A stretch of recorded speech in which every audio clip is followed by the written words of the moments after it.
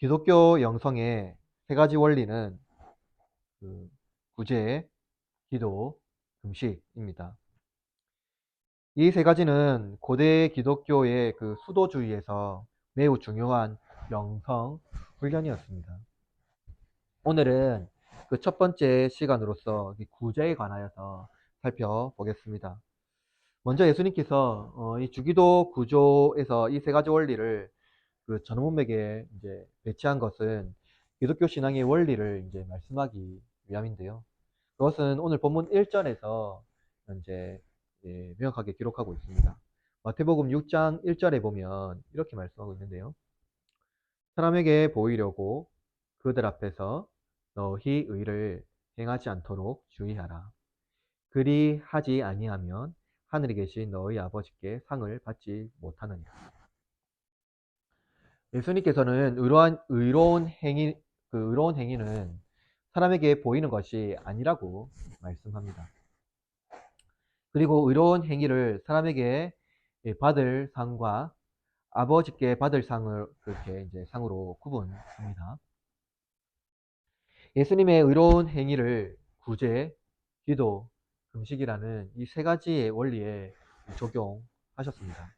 따라서 참된 의로움은 사람에게 보이는 것이 아니라는 것을 말하고 있습니다. 일반적으로 사람은 칭찬 혹은 인정받는 것을 좋아합니다. 의로운 행위를 사람에게 드러내는 것이 영향력을 끼친다고 말합니다. 그러나 예수님께서는 그것을 드러내지 말라고 말씀하십니다. 왜냐하면 그 드러냄의 동기가 자기 의를 과시하고자 하는 그 욕구에서 비롯되는 것이기 때문입니다. 특히 구제는 더욱 그러한 욕구를 잘 드러냅니다. 구제는 아무나 할 수 있는 선한 일이 아닙니다. 그러나 동시에 누구나 해야 하는 일입니다.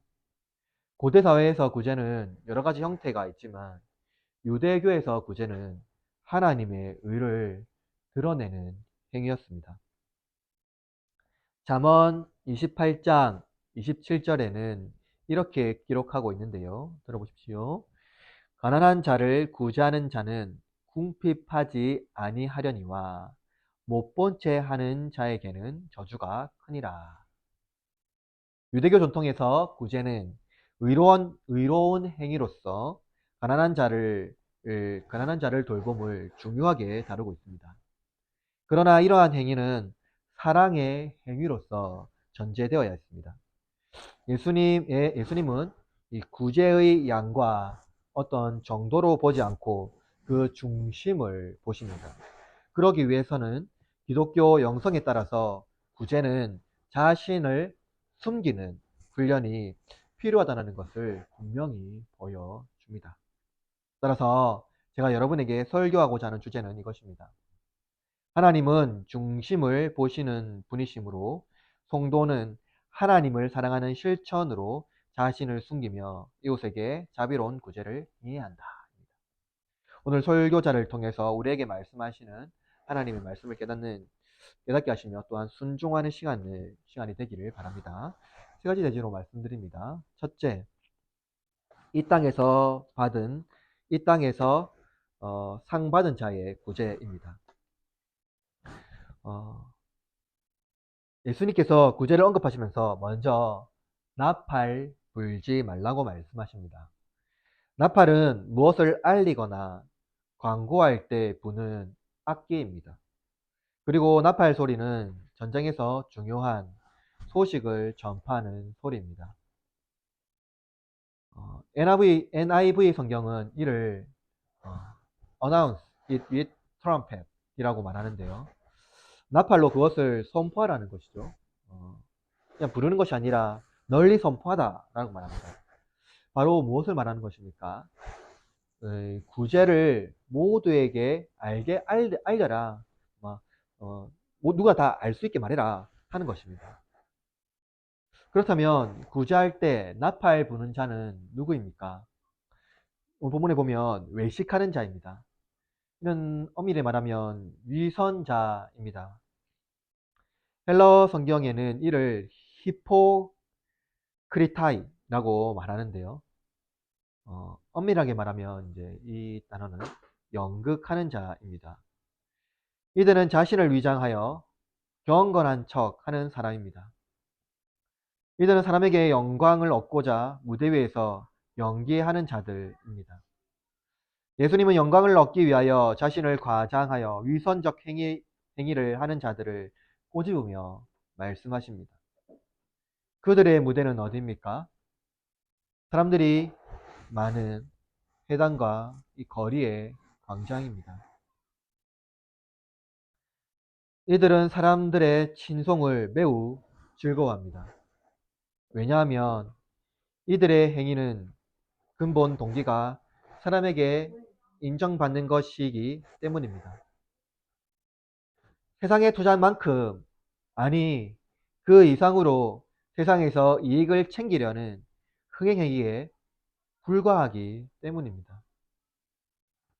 그리고 예수님은 구제할 때라고 말씀하는데요.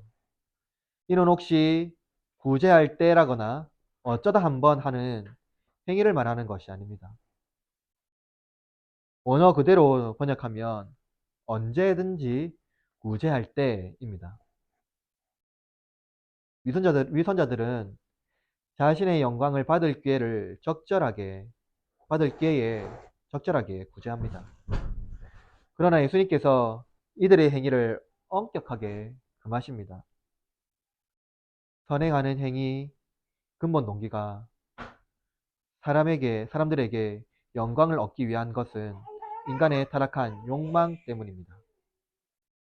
당시 가난한 자에게 구제함으로써 자신의 명성을 떨치며 위상을 높이려는 자들이 있었습니다. 사도행전 5장 1절에서 2절에는 이렇게 기록합니다.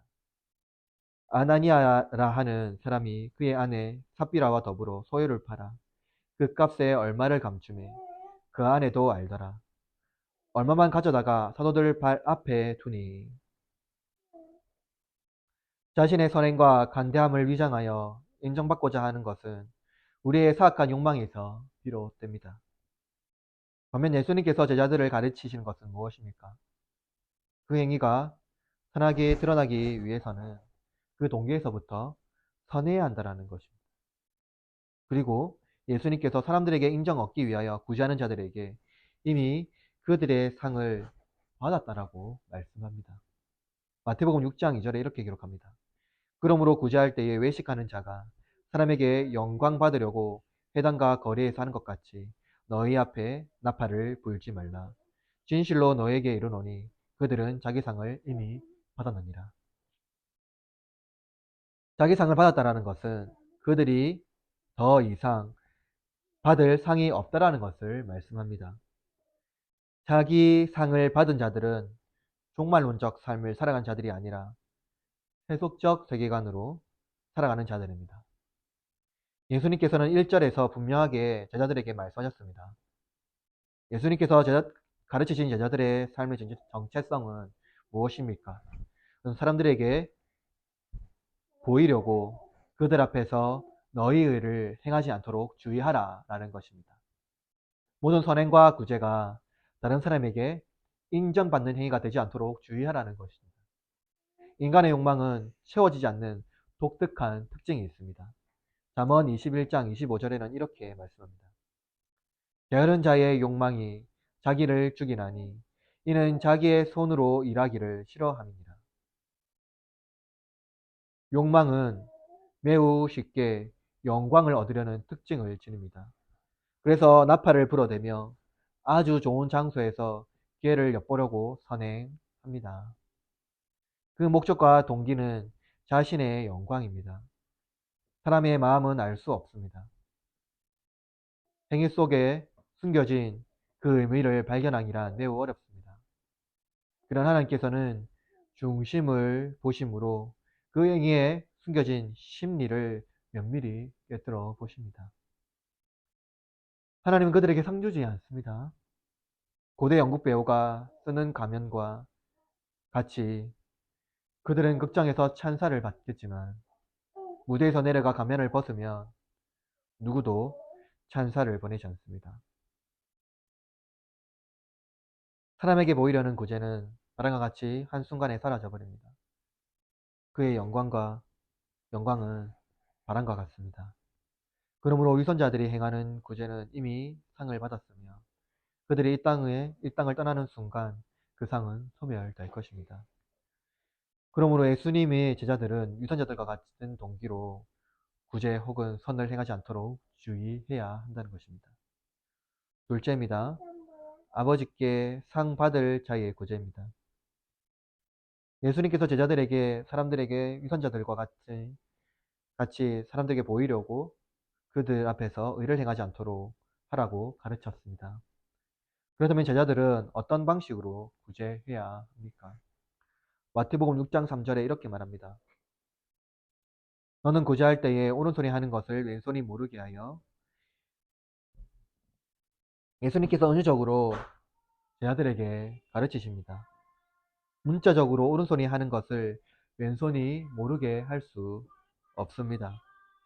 그러나 예수님께서 강력하게 자기의 영광을 구하는 것은 언제나 존재의 위험이 있다는 것을 강조합니다. 구제 행위에 있어서 사람들의 이목을 끌어서는 안 된다라는 것입니다. 이는 선행을 자기도 모르게 하라는 강력한 가르침입니다. 예수님은 욕망을 꺾는 훈련을 제자들에게 요구하십니다.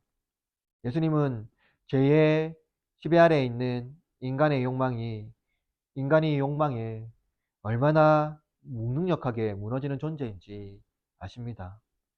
그러나 욕망의 자극에 한없이 무너지는 인간은 모든 행위가 자기의 영광과 관련되어 있습니다. 예수님 제자들에게 세상의 방식이 아닌 새로운 모델로서 예수님의 가르침을 전수하고 있는 것입니다. 자기 영광을 위한 욕망에 이끌리는 것이 아니라 자기도 모르게 습관화되어 사랑의 동기로 모든 일을 행하라는 것입니다.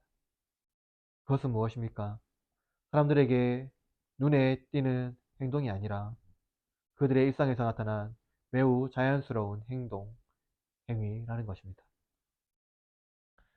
예수님께서는 이제 더욱 구체적으로 은밀이라는 단어를 사용하십니다.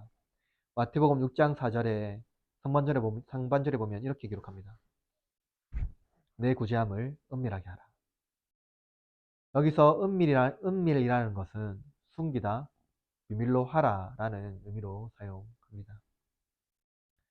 그러나 여기서 오해가 있습니다. 이는 구제를 아무도 모르게 하라라는 의미로 말씀하신 것이 아닙니다. 핵심은 사람들에게 보이려는 의로운 행위입니다. 즉 예수님께서 구제를 사람들에게 보이려고 의도적으로 행하지 말라라는 것이지 구제 행위 자체를 숨기라는 것이 아닙니다. 만약 구제 행위를 숨기려면 매우 조심스럽게 여러 가지 과정을 통하여 해야 할 것입니다. 이는 매우 부자연스럽게 연출될 것이며 오히려 구제를 방해하는 요소가 될 것입니다.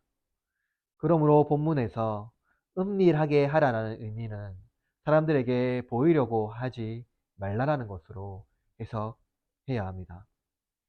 그것은 사람들이 알 수 없습니다.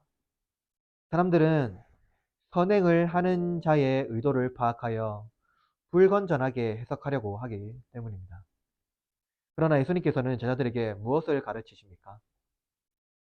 사람들은 몰라도 우리 아버지는 아신다라는 것입니다.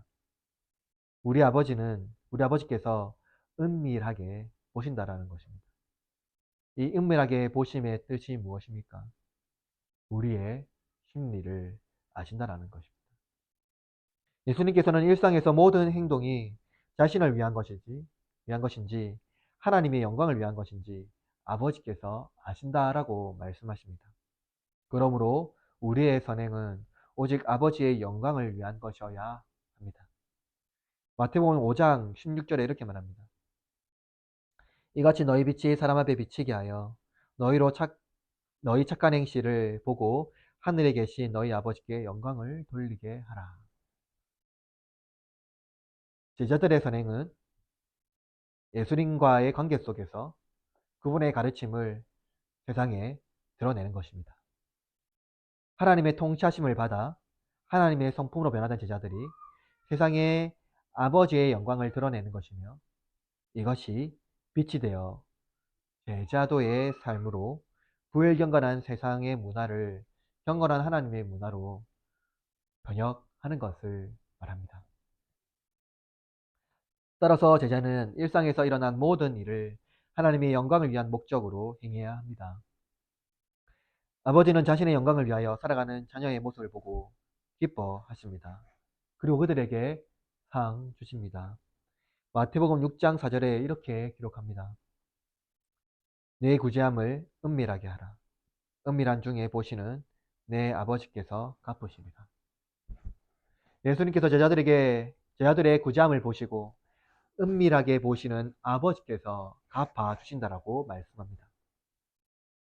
그러므로 제자들이 행하는 의가 위선자와 같은 바리새인과 달라야 한다라는 것이죠.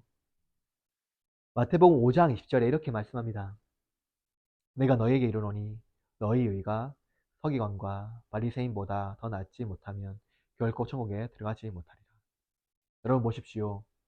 예수님께서는 서기관과 바리새인의 의가 위선적임을 말씀합니다. 그리고 제자들이 만약 이들과 같은 방식으로 일을 행한다면 제자들도 천국에 들어가지 못한다라고 가르치신 것입니다. 우리는 이미 세상에서 이들이 이미 세상에서 상을 받았으며 세상을 떠나는 그날 그 상이 소멸될 것을 보았습니다. 그렇다면 예수님께서 제자들에게 말씀하신 아버지께 받을 상은 무엇입니까? 빌립보서 3장 15절에 이렇게 말합니다. 표대를 향하여 그리스도 예수 안에서 하나님이 위에서 부르신 부름의 상을 위하여 달려가노라. 이방인들과 바리새인의 상은 사람들에게 받은 상입니다. 그 상은 영원하지 못합니다. 그 상은 나팔을 불며 자신을 홍보하고 그 썩어질 상을 받고자 갈망하는 탐욕스러운 인간의 자아상을 폭로합니다. 그러나 그리고 그 상은 매우 부자연스러우며 일상이 아닌 호시탐탐 기회를 엿보는 위선자들의 욕망하는 상입니다. 그러나 예수님은 제 아들에게 저들의 삶의 방식을 포기하고 진실함과 행함으로 선을 행하라고 말씀합니다. 그때의 세상은 그것을 불건전하게 바라볼 수 있으나 하나님은 은밀한 중에 바라보시고 갚아 주신다라는 것입니다. 하나님께서 주신 상은 썩지 않으며 영원한 보상입니다. 그것은 세상 만물을 지으신 창조주 하나님께서 주시는 상입니다. 그리고 동시에 그 상은 현세에서도 일상의 사람으로 우리를 변화시켜 주시는 훌륭한 성품으로 인도하시는 하나님의 상입니다. 그러므로 예수님께서 제자들에게 말씀하시는 의로운 행위는 무엇입니까? 사람에게 보이려고 의를 행하지 않는 것입니다. 세상은 의인을 박해하고 그 선행을 조롱하지만 은밀하게 보시는 우리 아버지는 아시며 그 선행을 갚아 주실 것입니다. 잠언 19장 17절에는 이렇게 말합니다. 가난한 자를 불쌍히 여기는 것은 여호와께 구워드리는 것이니 그의 선행을 그에게 갚아 주시리라. 그러므로 여러분, 우리의 의로움으로 아버지께 받을 것이 있도록 하시길 바랍니다. 우리의 의로움으로 표대를 향하여 부르심의 상을 향하여 달려가시길 바랍니다. 따라서 우리의 욕망은 썩어질 세상을 향한 욕망이 아니라 하나님의 영광을 위한 욕망이요 예수 그리스도 안에 있는 사랑을 위한 욕망으로 달려가는 복된 주의 백성이 되시기를 바랍니다. 셋째입니다. 참된 회심에서 비롯된 구제입니다. 오늘 설교를 들으며 한 가지 오해가 생길 수 있는데요. 그것은 구제가 구원의 조건인가 하는 것입니다. 어떤 이들은 이를 보고 행위 구원이라고 말하기도 합니다. 기독교는 예수 그리스도를 하나님의 아들이며 나의 구원자로 믿는 것이 구원의 핵심이라고 말합니다. 따라서 구제가 구원의 요건이 될 수는 없습니다. 그러나 예수님께서는 의로운 행위가 종말의 두 갈림길을 나누는 핵심이라고 말합니다. 왜냐하면 성경은 참된 믿음은 그 행함에서 드러난다라고 분명히 가르치고 있기 때문입니다. 그리고 예수님은 참된 믿음으로 말미암아 행함을 열매라는 단어로 설명합니다. 마태복음 12장 33절에는 이렇게 말합니다. 나무도 좋고 열매도 좋다 하든지 나무도 좋지 않고 열매도 좋지 않다 하든지 하라. 그 열매로 나무를 아느니라. 마태복음 21장 43절에 이렇게 말합니다. 그러므로 내가 너에게 이르노니 하나님 나라를 너희가 빼앗기고 그 나라의 열매 맺는 백성이 받으리라. 따라서 참된 믿음은 그 열매, 곧 선한 행실로 안다라는 것이죠. 그 어떤 열매를 맺든지 그 뿌리가 그것을 증거한다라는 것입니다. 그 뿌리는 무엇을 말씀합니까? 사람의 눈에 보이지 않는 그 심연입니다. 그 심리는 하나님은 아신다라는 것이죠. 즉 믿음이란 변하지 않는 것인데 썩을 열매를 맺는 사람은 그 믿음이 처음부터 거짓 믿음이었다는 것을 말씀합니다. 그러나 성실한 성도는 그 뿌리부터 믿음이 변하지 않으므로 선한 열매를 맺는다라는 것입니다. 그러므로 구제가 구원의 조건이 될 수는 없지만 참된 신자가 구제를 그의 믿음에 증언하는 중요한 요소라는 것을 부인할 수 없다는 것입니다. 그것이 어떤 형태로든 자선이라는 행위로 드러납니다. 이렇게 구원과 긴밀하게 구제를 연결하며 구제와 죄가 어떻게 관련이 있는지를 살펴볼 수 있어야 합니다. 우리는 여기서 참된 회심이라는 중요한 기독교 구원론에 접하게 됩니다. 구약 성경은 구제를 죄 용서와 같은 맥락으로 이해합니다. 다니엘 4장 27절에는 이렇게 말합니다. 그런즉 왕이여 내가 아뢰는 것을 받으시고 공의를 행함으로 죄를 사하시고 가난한 자를 긍휼히 여김으로 죄악을 사하소서. 그리하시면 왕의 편안함이 혹시 장구하리라 하니라. 다니엘 본문에 공의를 히브리어 체드카라고 이제 기록이 되어 있는데요. 헬라어로 이제 이 체드카라는 이제 이 의는요, 디카이 오시네입니다. 그런데 본문의 70인역 그 헬라어 역본에는요, 디카이 오시네라는 이 단어를 쓰지 않고 엘레 모시네라는 단어를 쓰고 있습니다. 이것을 번역하면 이제 구제라는 뜻인데요. 이를 보면 유대인들이 이 구제를요, 이 의, 즉, 이 죄의 용서와 같은 의미로 사용하고 있다는 것을 알 수 있는 것이죠. 즉, 의를 행하는 것은 이 죄의 용서와 관련되는 것인데 그 의를 행하는 것이 바로 이 자선 행위 또한 구제와 밀접하게 관련이 있다는 것을 말씀하고 있습니다. 즉, 의로운 행위가 가난한 자를 굽어 살피시는 행위라는 것을 성경이 말하고 있는 것입니다. 하나님은 자기 백성을 굽어 살피시며 돌보십니다. 시편 33편 13절에는 이렇게 말합니다. 여호와께서 하늘에서 굽어 보사 모든 인생을 살피시며 온 세상의 왕께서 인생을 굽어 살펴보십니다. 하나님께서 인생을 굽어 살펴보사 인간들이 불쌍하여 이 땅에 오셨습니다. 인간들의 삶이 형편없는 것입니다. 썩어질 것을 사랑하며 부도덕하고 불의한 인간을 더 이상 보실 수가 없어서 의로운 분께서 낮고 낮은 땅에 오셨습니다. 의로운 의가 이 땅에 굽어 오신 것입니다. 그가 죄인을 구제하러 오신 것이죠. 무엇입니까? 죄를 탕감하러 오셨습니다. 갚을 수 없는 생명의 값을 그의 의로움으로 값을 치르러 이 땅에 인생의 삶 가운데에 오신 것이죠. 하나님의 의로움이 죽지 않는 분께서 죽을 인간으로 오셨으며 죽을 인간을 죽지 않는 분께서 죽으심으로 영원한 생명으로 회복하신 것. 그것이 하나님의 의입니다. 그것을 전체적인 맥락으로 보면 구제와 밀접하게 관련되는 것이죠. 생명의 구제를 하나님께서 의로운 행위로 이루신 것입니다. 탕감받을 수 없는 죄인이 예수 그리스도의 생명으로 말미암아 하나님께서 우리를 위하여 이 땅에 오심으로 말미암아 모든 인류를 그의 행하심으로 구제하신 것입니다. 하나님의 의로운 행위로 우리를 구원하심으로 예수님께서 그 제자를 가르치신 것 같이 우리도 하나님께서 의로운 자로 부르신 것입니다. 그러므로 여러분, 참된 회심이란 무엇입니까? 그것은 나와 같은 불의한 자를 의롭다 하신 그 하나님의 의를 행하는 것입니다. 예수님은 구제함으로써 자신의 의를 실천하라고 제자들에게 말씀하고 있습니다.